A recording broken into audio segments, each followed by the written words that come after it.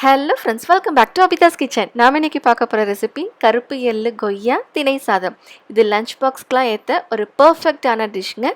வாங்க எப்படி செய்கிறதுன்னு பார்க்கலாம்.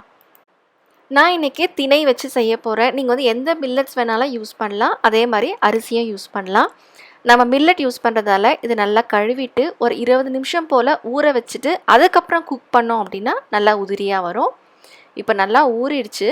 இது நல்லா தண்ணி கொதித்த பிறகு நம்ம திணை போட்டு வேக வச்சுக்கலாம். ஒரு 1/4 மணி நேரத்துலேருந்து 20 நிமிஷத்துக்குள்ளே நல்லா வெந்துடும். இப்போ இது நல்லா வெந்துச்சு. இது நல்லா தண்ணியை வடிச்சிட்டு தனியாக எடுத்து வச்சிடலாம்.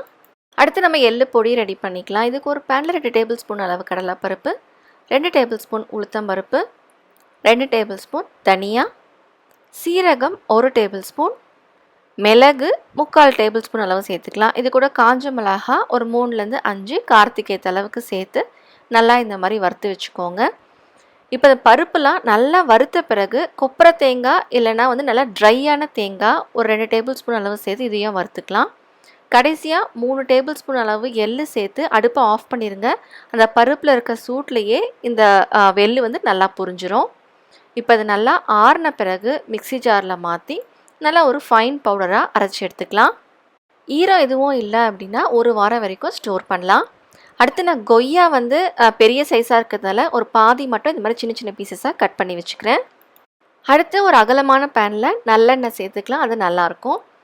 இதில் கொஞ்சமாக கடுகு, சீரகம், கடலைப்பருப்பு, உளுத்தம்பருப்பு, வேர்க்கடலை, இப்போ இதெல்லாம் நல்லா பொரிஞ்சதும் ஒரு கொத்து கருவேப்பிலையும் சேர்த்துக்கிறேன். இது கூட கொஞ்சமாக பெருங்காயம், பொடியை கட் பண்ணி வச்ச வெங்காயம். இப்போ வெங்காயம் நல்லா வதங்கின பிறகு நம்ம முன்னாடியே கட் பண்ணி வச்ச கொய்யாவும் சேர்த்துக்கலாம். இது கூட ஒரு 1/4 டீஸ்பூன் கம்மியாக மஞ்சத்தூள், தேவைக்கேற்ற மாதிரி உப்பு. இப்போ இது எல்லாத்தையும் சேர்த்து நல்லா வதக்கிட்டு இதை மூடி வச்சு இந்த கொய்யா நல்லா சாஃப்ட் ஆகிற வரைக்கும் நல்லா வேக வச்சுக்கலாம்.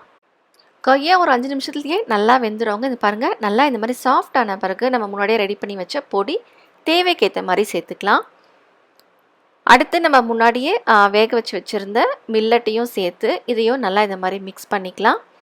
நம்ம சிறுதானியத்தை ஊற வச்சு வேக வச்சதால் பாருங்கள் இது நல்லா உதிரியாக இருக்குது.